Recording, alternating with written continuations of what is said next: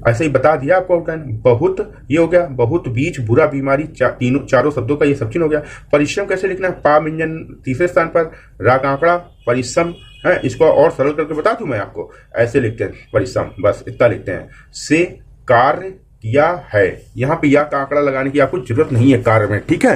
यहाँ तक आपको समझ में आ गया।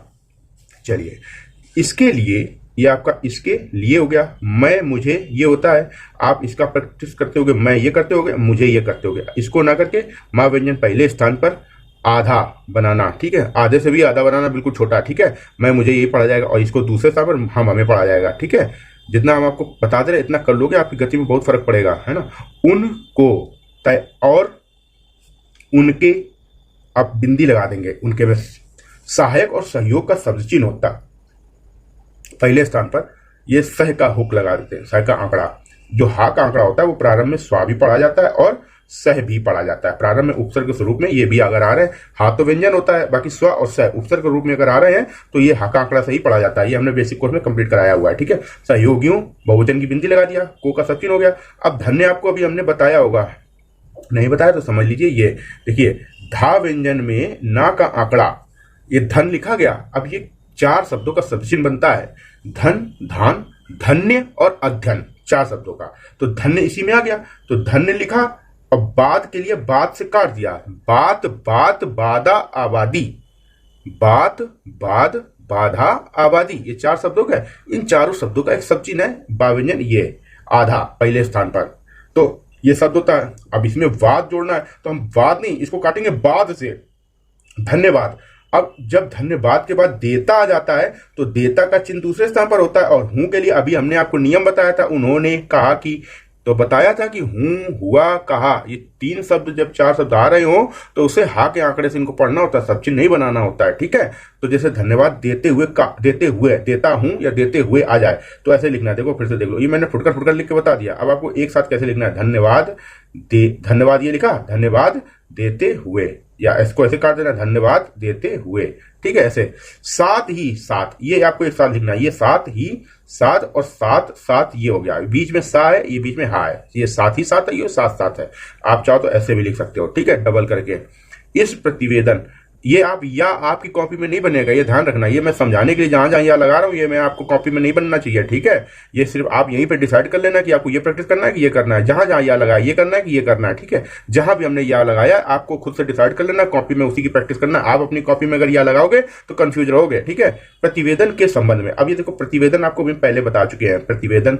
अब इसके बाद देखो के संबंध में आया है, ये एक नियम है, चलो इसको नोट कर लो, कॉपी में बता देता हूं, इसको लिखने की आवश्यकता ही नहीं पड़ेगी आपको। कैसे, अब ये तीन शब्द कभी भी दिख जाएं, किसी भी शब्द के बाद आ जाएं, क्या करना है, सिंपल, मां व्यंजन को उसकी खोपड़ी पे ऐसे रख देना है, टोपी पहना देना उसके ऊपर, ठीक है। तो उसके सर पे कैप लगा दोगे तो ये मां व्यंजन की जो कैप बन जाती है, ये कैप के संबंध में कहलाती है। अब जैसे कई बार आ जाए का संबंध है, तो ऐसे लिखेंगे, प्रतिवेदन का संबंध है, ठीक है। कुछ आवश्यक, कुछ का सब चिन्ह दूसरे स्थान पर, आवश्यक का सब चिन्ह सका आवश्यक पहले स्थान पर, करना चाहता हूं, अगर हूं के बाद की होता तो ऐसे डैश निकाल देंगे, यहां नहीं है तो नहीं निकालना, ठीक है।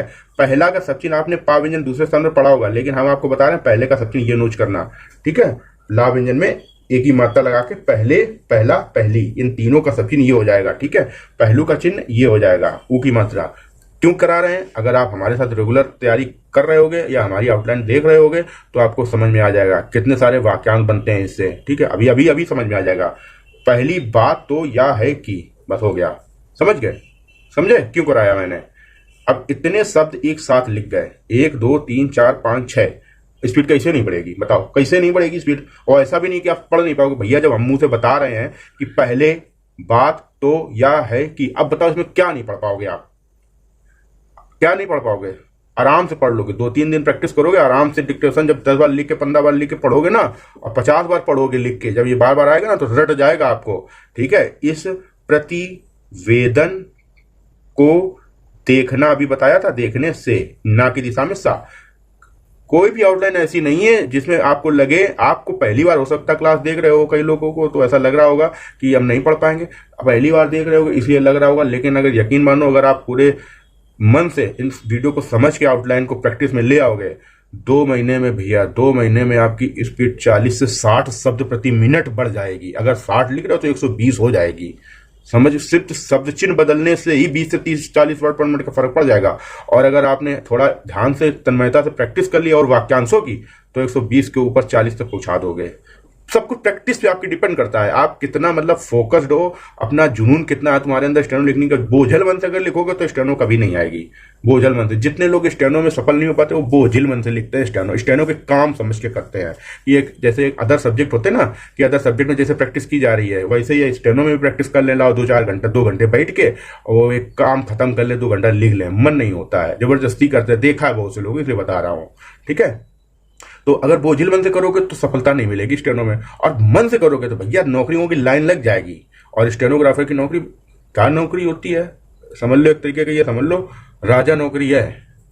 समझ रहे हो, पेन नहीं है बिल्कुल में, पूरी लाइफ पेन नहीं है आपको, बिल्कुल ही पेन नहीं, मतलब पेन वो नौकरी वाला पेन नहीं मिलेगा जो अदर जॉब में पेन रहता है। नौकरी के बाद टेंशन में आदमी रहता है, साला उम्र कम हो जाती है, 60 साल आदमी जीता नहीं है, अब पहले टपक लेता है टेंशन में, इतना टेंशन में देते हैं गवर्नमेंट जॉब में। लेकिन स्टेनो में टेंशन नाम की चीज नहीं है, समझ गए।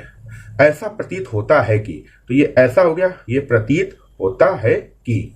ठीक है, कई लोग क्या होता है ना, जोश में स्टार्टिंग में तो प्रतिभा बहुत होती है, लेकिन क्या होता है एक नौकरी के चक्कर में अपनी प्रतिभा का यूज नहीं कर पाते हैं, और बस नौकरी ले लेते, बाद में पछताते हैं। का हमने देखा है, अनुभव बता